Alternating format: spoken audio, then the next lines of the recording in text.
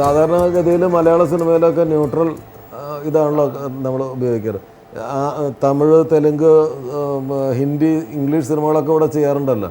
അപ്പോൾ ഓരോ ഭാഷകൾക്കനുസരിച്ച് ഭാഷക്കാരുടെ ടേസ്റ്റിന് എന്തെങ്കിലും കളേഴ്സിൽ വ്യത്യാസം? ക്യാമറാമാൻ്റെ ടേസ്റ്റാണ്, അല്ലാതെ ക്യാമറാമാൻ ഡയറക്ടേഴ്സിൻ്റെ ടേസ്റ്റാണ്. അപ്പോൾ മണിരത്നം PC ചെയ്യുന്ന സമയത്ത് ഓരോ കാര്യം, അതേമാതിരി സുകുമാർ, പിന്നെ സന്തോഷ് ശിവൻ, അവരൊരു ടൈപ്പ് ഒരു വാം ടോണൊക്കെ മുമ്പ് ഉണ്ടായിരുന്നില്ല. മുമ്പൊക്കെ വാം എന്ന് പറഞ്ഞിട്ടുണ്ടെങ്കിൽ അയ്യോ ഇത് വന്നിട്ട് ശരിയില്ല എന്ന് പറയും. ഇപ്പോൾ വന്നിട്ട് അതൊക്കെ മാറിക്കഴിഞ്ഞു. ഇപ്പോൾ അതൊരു ക്രിയേഷനായി കഴിഞ്ഞു. ഇപ്പോൾ ഈ ദളപതിയിലാണല്ലോ വാം ആരംഭിച്ചത് ദളപതിയിലാണ്. മണിരത്നം സാറിൻ്റെ തന്നെ PC ശ്രീറാം സാർ ചെയ്ത സിനിമകളിൽ പലതരം ഫിൽറ്റേഴ്സ് ഉപയോഗിക്കും.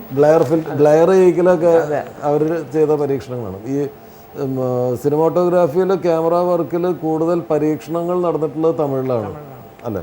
ബ്ലാക്ക് ആൻഡ് വൈറ്റിൽ ഇത്തരം ഗ്രേഡിംഗ് സിസ്റ്റം ഉണ്ടായിരുന്നു? ബ്ലാക്ക് ആൻഡ് വൈറ്റിൽ ഉണ്ടായിരുന്നു ഒരു സീൻ, പക്ഷേ അതൊക്കെ ഓരോ ലൈറ്റ്സ് ആയിരിക്കും. പക്ഷേ ആ ബ്ലാക്ക് ആൻഡ് വൈറ്റിലെ ക്യാമറ വളരെ ഇതായി ഡിസിപ്ലിൻ എന്ന് പറയുന്നതിനെക്കാട്ടിലും അക്യുറസി ആയിട്ട് ഷൂട്ട് ചെയ്യേണ്ടി വരും. ബ്ലാക്ക് ആൻഡ് വൈറ്റ് വന്നിട്ട് വളരെ ഇതായിരുന്നു. അതും വന്നിട്ട് അവിടെ വന്നിട്ട് കറക്ഷൻ എന്ന് പറഞ്ഞാൽ ഡെൻസിറ്റി മാത്രമേ കറക്ഷൻ ചെയ്യാൻ പറ്റൂ. കളറൊന്നുമില്ല, ഡെൻസിറ്റി മാത്രം.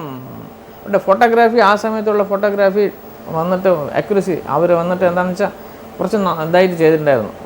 ലൈറ്റിങ് മറ്റുള്ള കാര്യങ്ങളൊക്കെ ഉണ്ടല്ലോ. ബ്ലാക്ക് ആൻഡ് വൈറ്റ് സിനിമയിൽ നമുക്ക് ചേഞ്ച് ചെയ്യേണ്ട വസ്തുത, ഫിലിം നെഗറ്റീവിലുള്ള ഒരു പ്രോസസ്സ് എന്ന് പറഞ്ഞാൽ ഫോട്ടോ കെമിക്കൽ പ്രോസസ്സാണ്. ലൈറ്റ് ലൈറ്റ് സെൻസിറ്റീവ് ആയിട്ടുള്ള സിൽവർ ഹാൻഡ്ലൈറ്റ് ക്രിസ്റ്റൽസിൽ വീണിട്ട് അത് എന്നുള്ള ഡെൻസിറ്റി ഫോം ചെയ്തിട്ട് നെഗറ്റീവിൽ നമ്മളൊരു ഇമേജ് കാണുകയാണ്. ഇപ്പോൾ ബ്ലാക്ക് ആൻഡ് വൈറ്റിന് ഇതിൻ്റെ ഈ ബ്രൈറ്റ്നസ് ലെവല്, അതിൻ്റെ എത്ര ബ്രൈറ്റ്നസ് ഉണ്ടെന്നുള്ളത് കൂടിയും കുറഞ്ഞിരിക്കുന്നത് മാത്രമേ രേഖപ്പെടുത്തുന്നുള്ളൂ. സാറിൻ്റെ നാട് എവിടെയാണ്? പാലക്കാട് എവിടെ? പാലക്കാട് കുഴൽമന്നം. അതെ.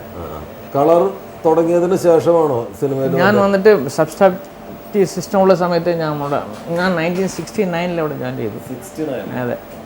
അതിനുശേഷം ഒരു 78 തൊട്ട് ഞാൻ ഗ്രേഡിങ്ങിൽ വർക്ക് ചെയ്യാൻ തുടങ്ങിയിട്ടുണ്ട്.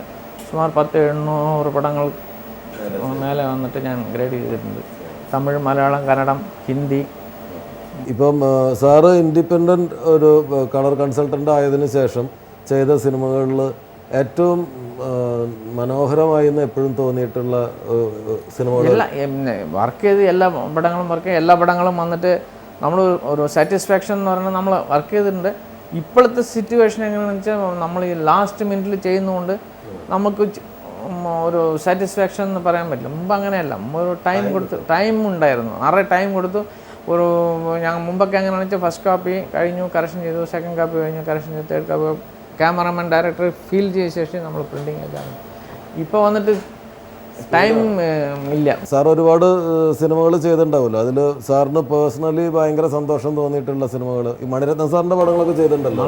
മണിരത്നം പടങ്ങൾ ചെയ്തിട്ടുണ്ട്. ബാലുമേന്ദ്രയുടെ മലയാളം ഓളങ്ങൾ. ജയറാമിൻ്റെ ഒരു പടം, ഒരു ഹിറ്റ് പടം കഴിഞ്ഞാലുണ്ട്, വെറുതെ ഒരു ഭാര്യ. വെറുതെ ഒരു ഭാര്യ സാറാ ചെയ്തത്.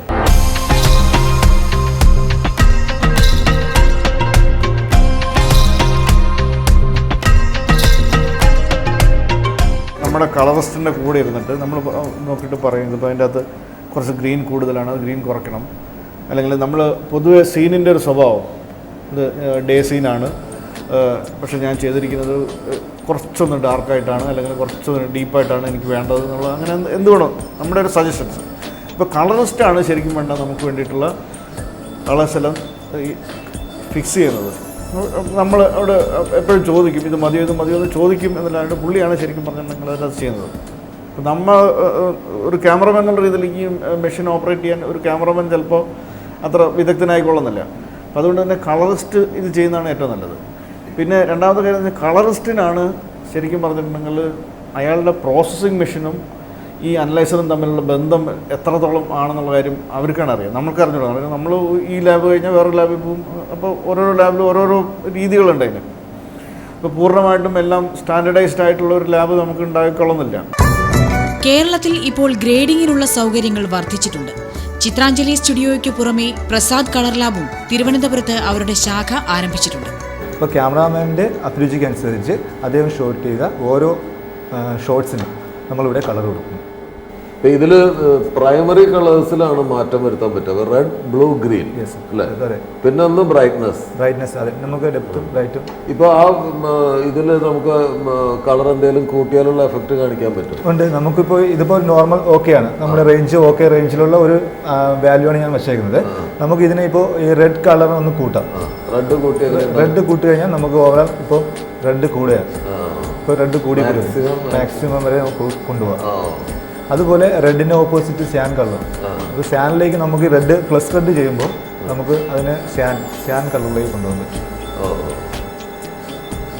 റെഡിന്റെ ഓപ്പോസിറ്റ് ആണ് അതെ. ഗ്രീൻ. അതുപോലെ നമുക്കിപ്പോൾ ഗ്രീൻ ഇപ്പോൾ നമുക്ക് ഗ്രീൻ കളറിലേക്ക് കൊണ്ടുവരാൻ പറ്റും.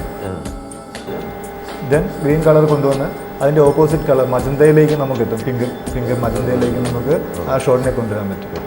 ദെൻ മൂന്നാമത്തെ കളർ ബ്ലൂ നമുക്ക് ബ്ലൂ കൊടുത്ത് അതിനിപ്പോൾ നൈറ്റ് എഫക്റ്റ് നമുക്ക് ബ്ലൂവിലേക്ക് കൊണ്ടുവരാൻ പറ്റും. നൈറ്റ് എഫക്റ്റ് ഒക്കെ വരുന്ന ബ്ലൂവിനാണ് നമ്മൾ അഡീഷൻ ചെയ്യുന്നത്. ദെൻ ബ്ലൂവിൻ്റെ ഓപ്പോസിറ്റ് വാം കളർ വാമിലേക്ക് നമുക്ക് ഈ ചില സിനിമകൾ വാം കളറിൽ വരുന്നത് ഇങ്ങനെയാണ്. നമുക്ക് ആ ഷോട്ടിനെ ഇപ്പോൾ സ്പെസിഫിക് ഒരു ഫ്ലാഷ് ബാക്ക് സീൻസ് ഒക്കെ വരുമ്പോൾ സ്പെസിഫിക് ആയിട്ട് ആ അത്രയും സീൻസ് നമുക്ക് വാം ടോണിൽ കൊടുക്കുമ്പോഴത്തേക്ക് ദെൻ പ്ലസ് നമ്മൾ വാം ആ സീൻസ് സാധാരണ ഒരു പീരീഡ് സിനിമകളൊക്കെ ചെയ്യുമ്പോൾ കാണുന്ന ആ വാം ടോൺ ഇവിടെ നമുക്ക് ചെയ്യാം.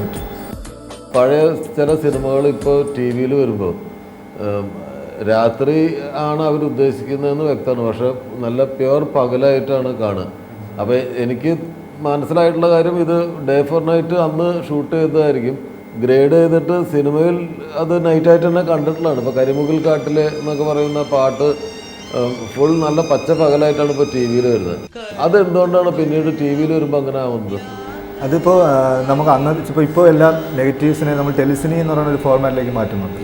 ആ ടെലിസിനി ചെയ്ത് ഇപ്പോൾ നെഗറ്റീവിനെ ടേപ്പ് ഫോമിലേക്ക് ഡി വി ഫോമിലേക്ക് മാറ്റി നമ്മൾ DVD ഫോമിലേക്ക് മാറ്റിയാണ് നമ്മൾ ടെലികാസ്റ്റിന് കൊടുക്കുന്നത്.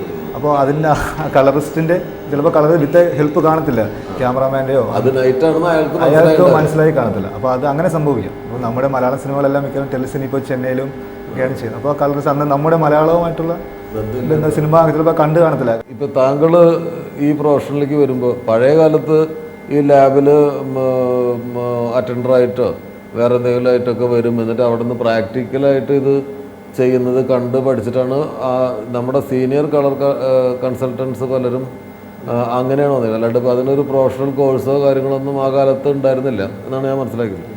പക്ഷേ ഇപ്പോൾ ചെറുപ്പക്കാർ വരുന്നത് പലരും ഇതിനെക്കുറിച്ച് പ്രൊഫഷണലി പഠിച്ചിട്ടും കോഴ്സുകൾ കഴിഞ്ഞിട്ടാണ്. അപ്പോൾ താങ്കൾ കെമിസ്ട്രി ആണെന്ന് പറഞ്ഞു, അപ്പോൾ എന്താണ് താങ്കളുടെ വിദ്യാഭ്യാസ യോഗ്യത? ഞാൻ BSc കെമിസ്ട്രിയാണ്. എന്നിട്ട് ഇപ്പോൾ ഒരു 8 വർഷമായിട്ട് ഇവിടെ വർക്ക് ചെയ്യുന്നു. ഞാൻ കഴിഞ്ഞ ഒരു 6 വർഷമായിട്ട് കെമിസ്റ്റായിട്ടാണ് വർക്ക് ചെയ്തുകൊണ്ടിരുന്നത്.